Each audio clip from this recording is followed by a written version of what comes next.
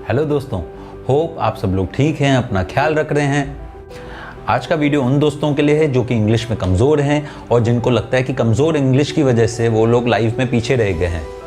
तो दोस्तों, पहले आपको बता दूं, ये वीडियो एंड तक देखिए क्योंकि कुछ ऐसे फैक्ट्स मैं आपको बताऊंगा जो सुन के आप बिल्कुल हैरान रह जाएंगे। पहले तो आपको बता दूं, इंग्लिश क्या है। इंग्लिश सिर्फ एक लैंग्वेज है, जैसे कि हिंदी, चाइनीज़, बंगाली, मराठी, हेब्रू, ये सब क्या हैं, लैंग्वेजेस हैं। वैसे ही इंग्लिश एक लैंग्वेज है। सिर्फ फ़र्क ये है, इंग्लिश पूरी दुनिया में यूज़ की जाती है क्योंकि अंग्रेज़ों ने लगभग पूरी दुनिया पे राज किया था, इसलिए मैक्सिमम कंट्रीज़ में इंग्लिश यूज़ की जाती है।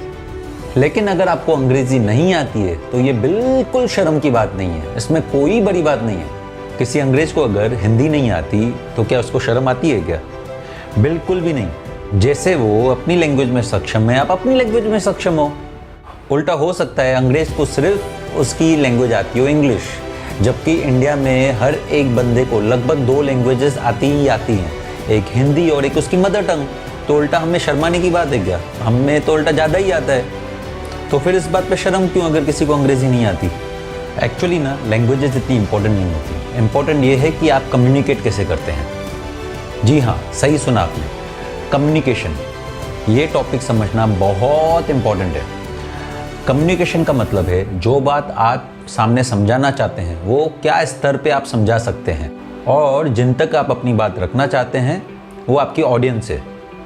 फिर हो सकता है ऑडियंस में सामने एक बंदा हो या 1 लाख।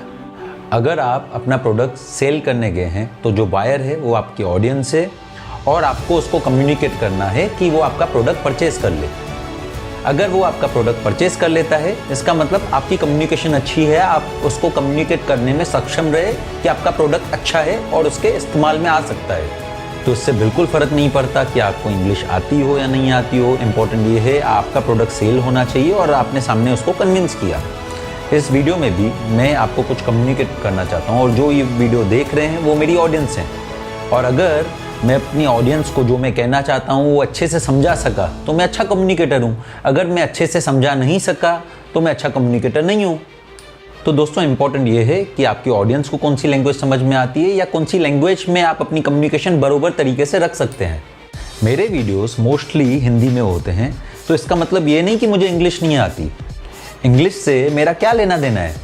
मुझे तो सिर्फ ये ख्याल रखना है कि जो मेरी ऑडियंस है उनको मेरा वीडियो समझ में आया कि नहीं आया, और मुझे ये ध्यान में रखना है कि मेरी ऑडियंस जो है वो क्या लैंग्वेज में कंफर्टेबल है। जिस दिन मुझे अपना मैसेज यूएसए या तो इंग्लैंड में पहुंचाना रहेगा तो मेरे वीडियोस इंग्लिश में होंगे, लेकिन मेरी टारगेट ऑडियंस इंडियन है, इंडिया में रहती है, तो मुझे अच्छे से पता है कि मैं उनसे हिंदी में बिल्कुल अच्छे से कम्युनिकेट कर सकता हूँ। तो फ्रेंड्स, अगर आप कोई पार्टी में जाते हैं, वहाँ पे कुछ लोग इंग्लिश में बात कर रहे हैं और आपको इंग्लिश बरोबर नहीं आती, तो शर्माने की कोई बात नहीं है। आपको सिर्फ ये ध्यान में रखना है कि आप जिससे भी कम्युनिकेट करते हैं आप अपनी कम्युनिकेशन बरोबर तरीके से रख सकें। फिर चाहे आप इंग्लिश में बात करें, हिंदी में बात करें, फ्रेंच में बात करें, मराठी में बात करें, जो लैंग्वेज में आप कंफर्टेबल हैं आप उसमें बात करें। इंग्लिश नहीं आती है, कोई बड़ी बात नहीं। आपको सिर्फ ये ध्यान में रखना है कि जो आप बात कम्युनिकेट करना चाहते हैं आप उसमें सक्षम हैं। लैंग्वेजेस तो हम इंसानों ने क्रिएट की है एक दूसरे तक अपनी बात रखने के लिए।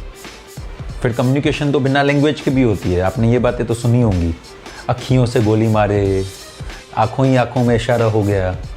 तो जो इसमें कम्युनिकेट कर रहा है वो अपनी आँखों का यूज़ कर रहा है।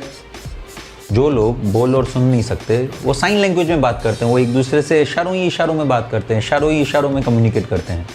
तो फ्रेंड्स, इंग्लिश को इतनी अहमियत क्यों? इंग्लिश तो सिर्फ एक लैंग्वेज है बस। अब मैं आपसे कुछ डेटा शेयर करता हूँ जो देख के आप बिल्कुल हैरान हो जाएंगे। ये लिस्ट है वो कंट्रीज़ की जो इंग्लिश का यूज़ सबसे कम करती हैं। आप ध्यान से देखिए ये कंट्रीज़ को। जी हाँ, चाइना में 99% लोगों को इंग्लिश नहीं आती, तो क्या चाइना सक्सेसफुल नहीं है? रशिया में लगभग 95% लोगों को इंग्लिश नहीं आती, रशिया सक्सेसफुल नहीं है? अब ये डेटा देख के तो आपके होश उड़ जाएंगे। ये वर्ल्ड की हाईएस्ट स्पीकिंग लैंग्वेजेस हैं नंबर्स के साथ में। जी हाँ, वर्ल्ड में हाईएस्ट स्पीकिंग लैंग्वेज है चाइनीज़। लगभग 1.3 बिलियन लोग चाइनीज़ में बात करते हैं। इंग्लिश तीसरे नंबर पे आती है और हिंदी चौथे नंबर पर। तो उम्मीद करता हूँ दोस्तों आगे से आप इस चीज़ पे ध्यान नहीं देंगे कि आपको इंग्लिश आती है कि नहीं आती है, बल्कि ये चीज़ पे ध्यान देंगे कि जो आपकी ऑडियंस है, भले चाहे वो एक बंदा हो या 1 लाख बंदे हों, आप उन तक अपनी बात बिल्कुल बरोबर 100% तरीके से रख सकें।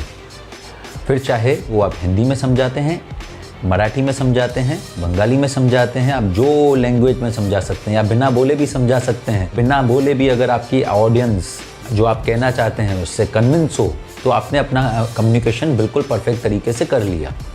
और हाँ, अगर आपकी ऑडियंस को सिर्फ इंग्लिश ही समझती है तो हाँ, आपको इंग्लिश के ऊपर थोड़ी मेहनत करनी पड़ेगी, लेकिन इसमें शर्माने की कोई बात नहीं, क्योंकि जो आपकी लैंग्वेज है आप उसमें बिल्कुल सक्षम है। और सिर्फ आप अपनी ऑडियंस तक पहुंचने के लिए एक और लैंग्वेज पे मेहनत कर रहे हैं, बस बात इतनी सी है। होप आपको मेरा ये वीडियो अच्छा लगा। अगर हाँ, तो एक लाइक तो बनता है, और प्लीज़ मेरा ये चैनल सब्सक्राइब कीजिए कि मुझे मोटिवेशन मिलता रहे कि मैं आपको मोटिवेट करता रहूँ। शुक्रिया दोस्तों, जल्द मिलते हैं अगले वीडियो में।